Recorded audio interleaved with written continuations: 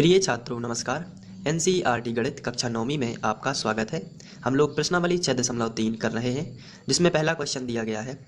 आकृति 6.39 में त्रिभुज पी क्यू आर की भुजाओं QP और RQ को क्रमशः बिंदुओं S और T तक बढ़ाया गया है। यदि कोण SPR बराबर 135 अंश है और कोण PQT बराबर 110 अंश है तो त्रिभुज PRQ ज्ञात कीजिए। और ये आकृति आपको दी गई है। तो इसमें देखिए QR या RQ को T तक बढ़ाया गया है और QP को S तक बढ़ाया गया है। तो ये 135 अंश बना है और ये 110 अंश बना है। तो हमें कौन सा कोण ज्ञात करना है? ये वाला कोण हमें ज्ञात करना है। तो इसको शॉर्टकट में पहले आप समझ लीजिए कि किस तरीके से करना है। अगर ये पूरा एंगल मिला दिया जाए तो ये 180 अंश बनेगा। तो यहाँ से 180 अंश वाली फॉर्मूला लगा के हम इसको अगर x मान लें और इसको यदि y मान लें तो एक्स वाई के मान निकाल लेंगे। या फिर आप दूसरे तरीके से समझ सकते हैं कि ये वाला एंगल हमें कैसे मिल सकता है। हम 110 प्लस ये वाला एंगल बराबर 180 लिखेंगे तो हमें इस एंगल का मान मिल जाएगा। बिल्कुल वैसे ही हमें इस तरीके से यहाँ भी कर देना है, चूँकि ये रेखा है तो इसलिए 135 प्लस ये वाला एंगल बराबर 180, तो ये वाला मिल जाएगा। दोनों एंगल मिल चुके हैं, तीसरा चाहिए। त्रिभुज के तीनों कोणों का योग भी 180 अंश होता है, तो ये वाला एंगल मिल जाएगा। चलिए शुरू करते हैं इसको। हल में जो हमें दिया गया है उसको लिख लेते हैं। दिया है, हमें दिया गया है कि कोण SPR बराबर 135 अंश, ये हमें दिया गया है। आप चाहें तो क्वेश्चन में देख सकते हैं SPR बराबर 135 अंश तथा कोण PQT बराबर 110 अंश, ये हमें दिया गया है। अब हमें जो ज्ञात करना है कोण PRQ। तो आप लिखेंगे यहाँ पे ज्ञात करना है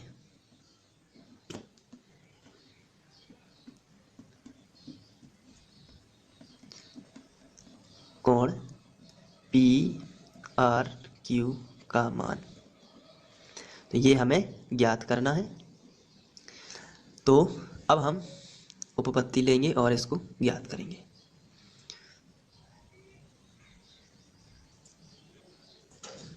चलिए शुरू करते हैं। अब आपको ध्यान से देखना है, ये हमारा चित्र है। इसमें यदि आप ध्यान से देख पा रहे हो तो TQR एक रेखा है। TQR एक रेखा है, तो इसका कोण कितना होना चाहिए? 180 अंश। तो हम लिखेंगे सबसे पहले, चूंकि चित्र से स्पष्ट है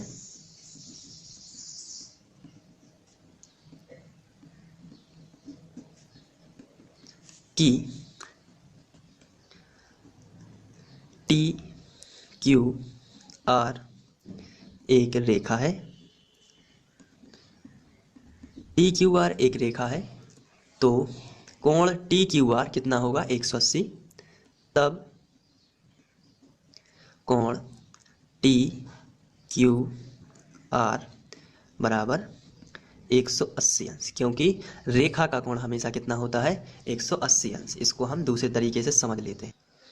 जो ये हमने लिखा है TQR बराबर 180, वो इसलिए लिखा है क्योंकि TQR एक रेखा है। अगर हम अपने चित्र में देखें, TQR एक रेखा है, लेकिन उसका पूरा कोण इस तरीके से, अगर हम इसको पर्सनली देखें तो ये रेखा है और Q बिंदु, किसी भी बिंदु पर ये एंगल बनाएगा 180 अंश का। तो ये जो एंगल बनेगा 180 अंश का बनेगा। तो उसमें से ये जो 180 अंश का बन रहा है टोटल, उसमें से 110, यानी कि उसमें दो कोण शामिल हैं। पहला कोण शामिल है TQP और दूसरा शामिल है PQR। मतलब ये वाला हिस्सा। अब इस हिस्सा को बताने के लिए आप कौन से कोण का यूज़ करेंगे? कोण TQP। TQP में ये वाला हिस्सा आ जाता है, आप देख रहे हैं, और PQR में ये वाला हिस्सा आ जाता है। तो दो हिस्से शामिल हैं। तो हम यहाँ लिख सकते हैं TQR बराबर 180, लेकिन TQR दो हिस्सों से मिलकर बना है। बताइए कौन कौन से दो हिस्से हैं?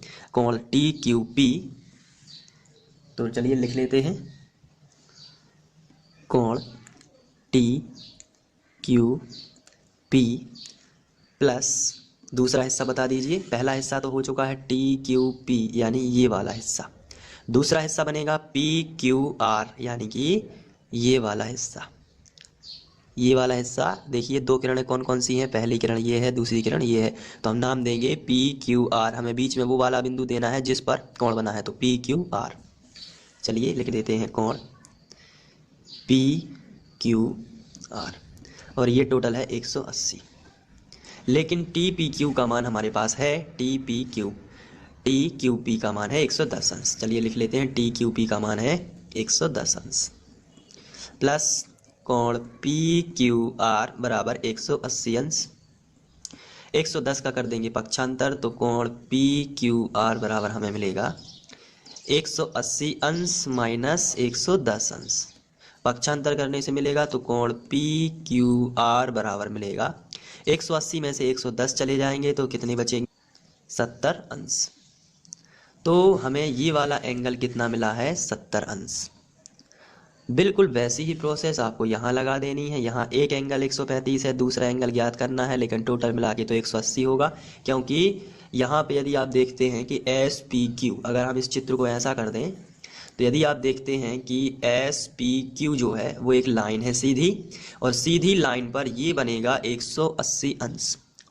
तो चलिए वैसा ही कर देते हैं, तो हम यहाँ लिखेंगे तथा, चित्र में देख लेते हैं, तथा क्यू पी एस भी एक क्या है, रेखा है। तो लिखेंगे तथा क्यू पी एस भी एक रेखा है। तो क्यू पी एस भी एक रेखा है, अतः कोण क्यू पी एस भी 180 होगा। इसलिए कोण क्यू पी एस बराबर 180 अंश, ये भी 180 अंश ही होगा। लेकिन कोण क्यू पी एस जो है, क्यू पी एस ये दो कोणों से मिलकर बना है। इसको देख लेते हैं कौन कौन से दो कोण हैं। ये पूरा क्यू पी एस है, क्यू पी एस, इनके दो कोण कौन कौन से हैं, क्यू पी आर, यानी कि ये वाला एंगल जो चाहिए है। दूसरा है एस पी आर, ये वाला एंगल आप समझ रहे होंगे, एस पी आर यानी कि ये वाला, इन दो, पहला एंगल ये है, दूसरा एंगल ये। चलिए लिख लेते हैं, तो इसी डायरेक्शन में लिखेंगे हम लोग कोण।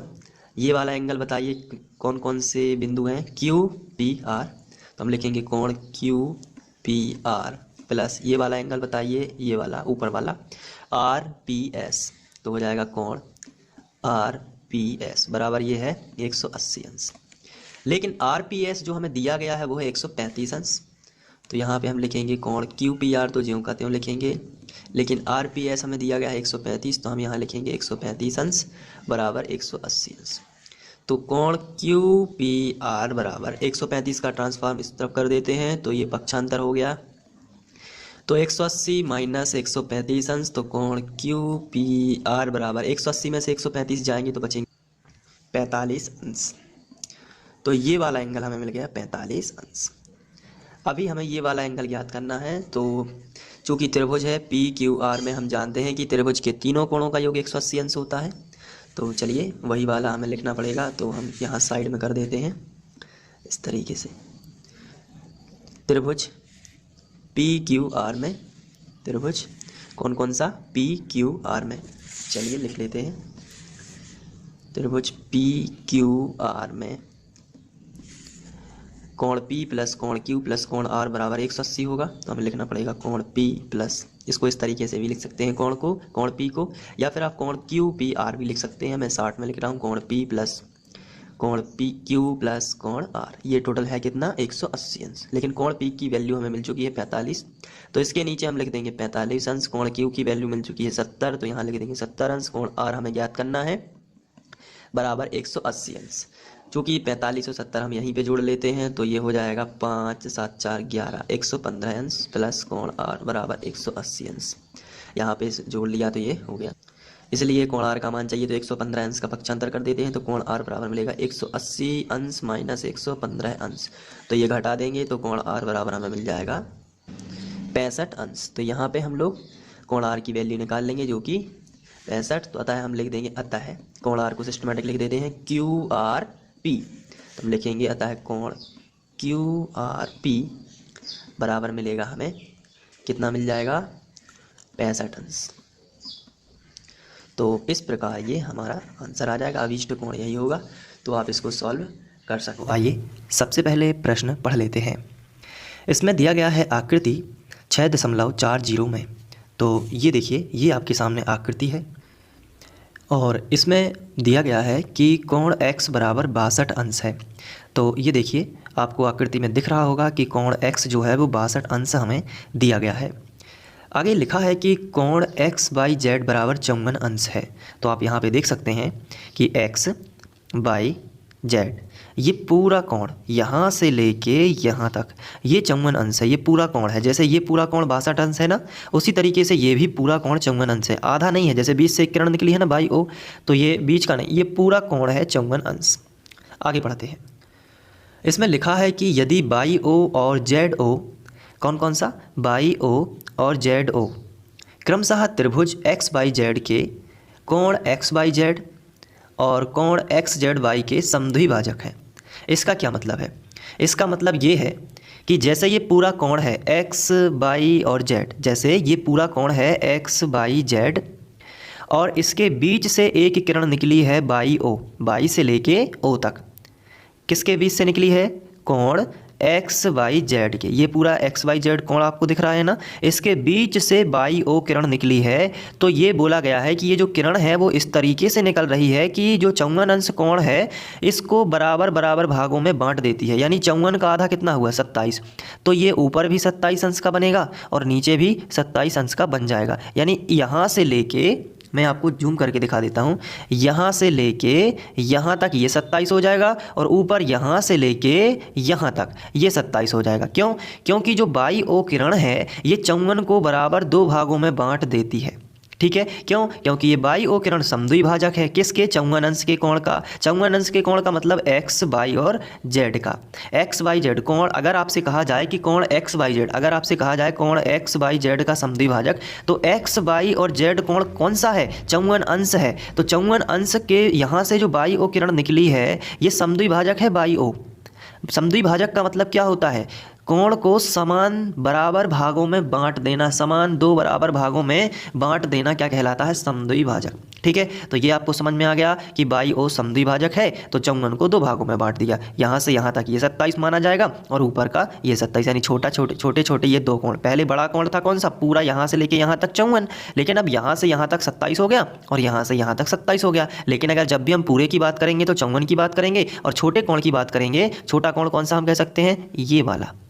तो ये होगा कितना? 27। इसी तरीके से ऊपर वाला ये भी कितना होगा? 27। ठीक है, तो ये समझने वाली बात है। इसी तरीके से आगे लिखा है कि जेड ओ भी, ये आप देख सकते हैं कि जो जेड ओ है ये भी एक समद्विभाजक है।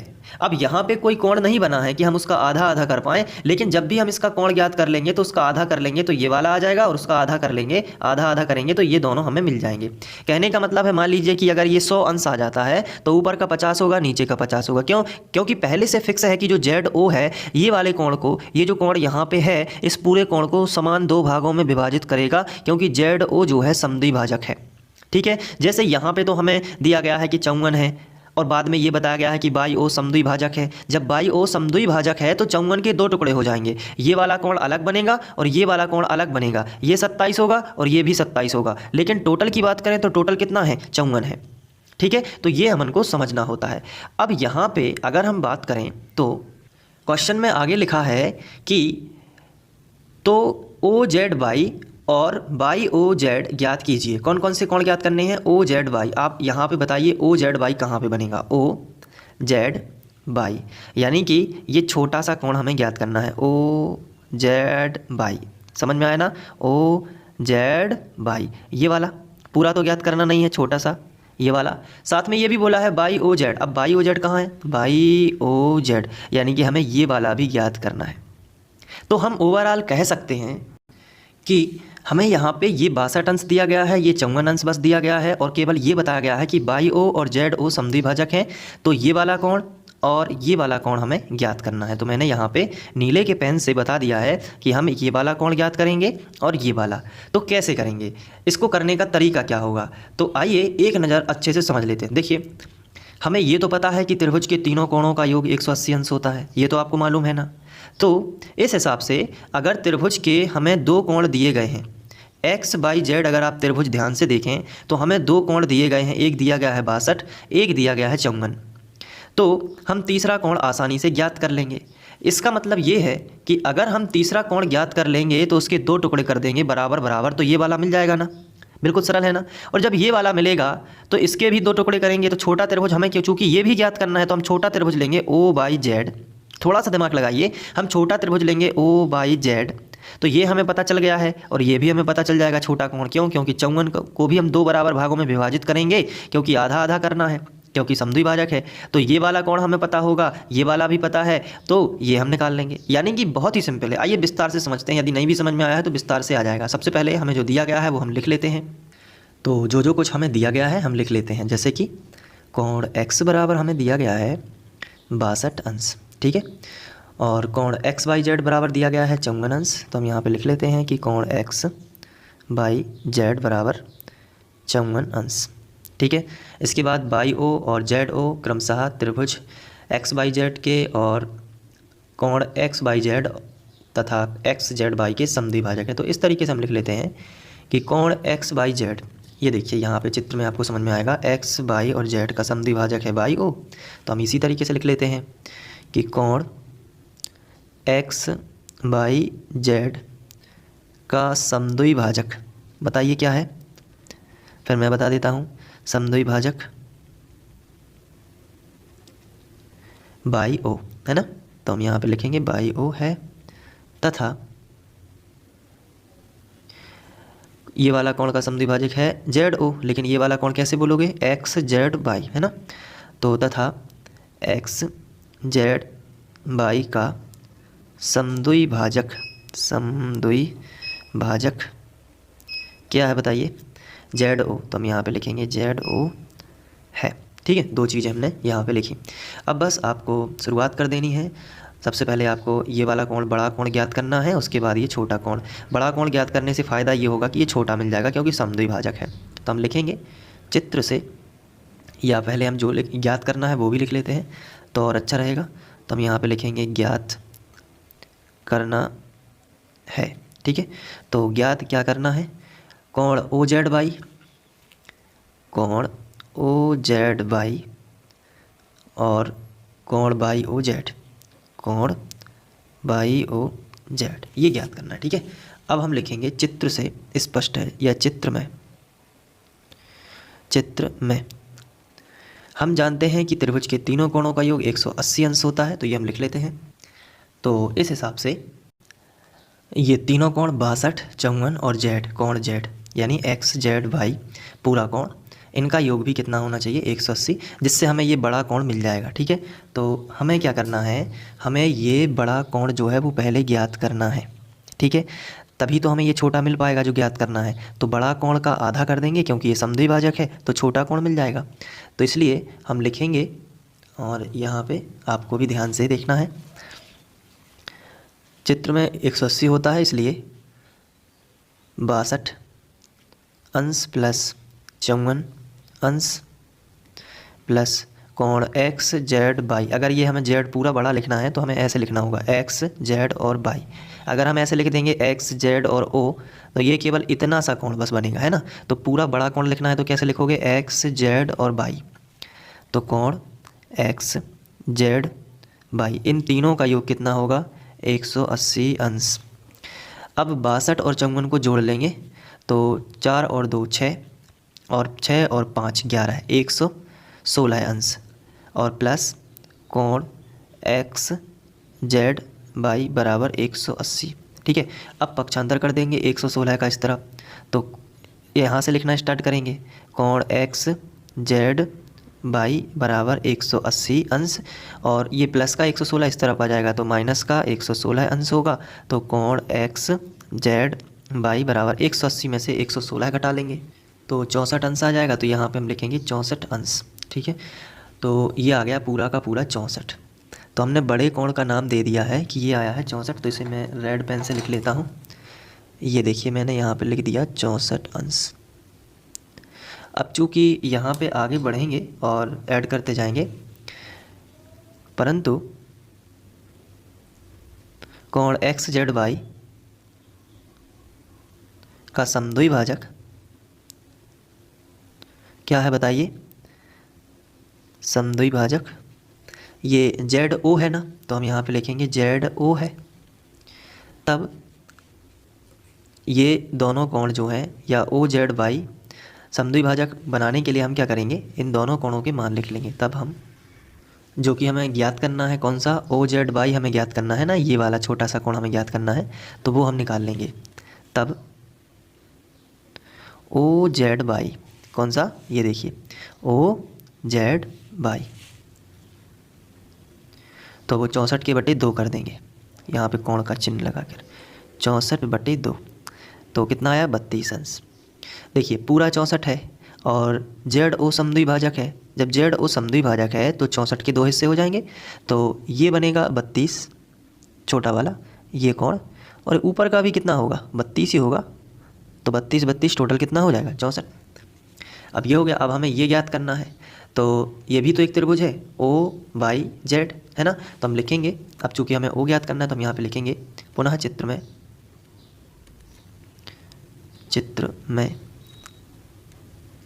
अब हम चित्र में लेंगे क्या, यहाँ पे थोड़ा ध्यान से देखिए, त्रिभुज ओ बाई जेड में, त्रिभुज ओ बाई जेड में त्रिभुज के तीनों कोणों का योग 180 अंश होता है। तो ये हमें पता नहीं है, लेकिन ये तो पता है, ये होगा कितना 54 का आधा कितना होता है 27। तो हम यहाँ पे लिखेंगे पहले तो कि 27 + 32 + कोण ओ, तो हम यहाँ पे लिखेंगे पहले ऐसे लिख लेते हैं कि कोण ओ प्लस कोण बाई प्लस कोण बाई की जगह पर हम लिख सकते हैं ओ बाई जेड है ना, तो ओ यहाँ पे लिख देते हैं और जेड यहाँ पे लिख सकते हैं ओ बाई जेड, प्लस ये जेड की जगह पर ओ जेड बाई, तो कोण ओ जेड बाई, इसको थोड़ा सा डिटेल में कर लिया, और तीनों का योग कितना होगा 180।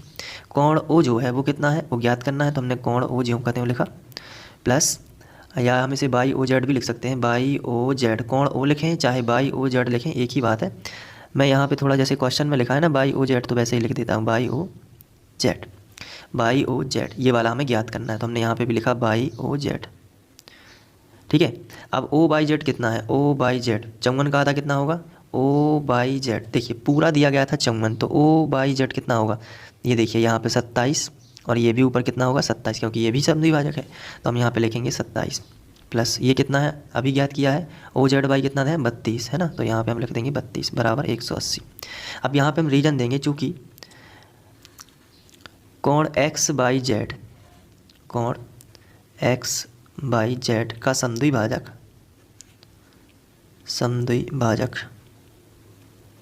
क्या है बाई ओ है, इसलिए ओ बाई जेड जो हमने 27 लिखा है वो क्यों लिखा है, क्योंकि समद्विभाजक है, इसलिए कोण ओ बाई जेड बराबर 27 अंश होगा। ये हमने यहाँ पे रीजन दे दिया। अब कोण बाई ओ जेड 27 और 32 को जोड़ लेते हैं, तो 7 और 2 9 और 3 और 2 5 59 हो गया, प्लस बराबर 180 अंश, 59 का कर दिया पक्षांतर, तो कोण बाई ओ जेड बराबर 180 माइनस 59, तो कोण बाई ओ जेड हमें मिल जाएगा 180 में से 59 हम घटा देते हैं, तो यहाँ पे हमें मिलेगा 121। ठीक है, तो 121 अंश। तो यही हम हाईलाइट कर देंगे जो हमें ज्ञात करने थे, ये वाला कोण और ये 32 वाला ये वाला। ठीक है, तो ये दोनों चीज़ें हमने ज्ञात कर ली हैं, इसी तरीके से आंसर आ जाएगा। ये वाला कोण और ये वाला कोण हमें ज्ञात करना था, तो आप इसका स्क्रीनशॉट लेकर इसे नोट कर सकते हैं। ये देखिए यहाँ से चित्र तो आपकी किताब में भी बना हुआ है, वीडियो को पॉज कर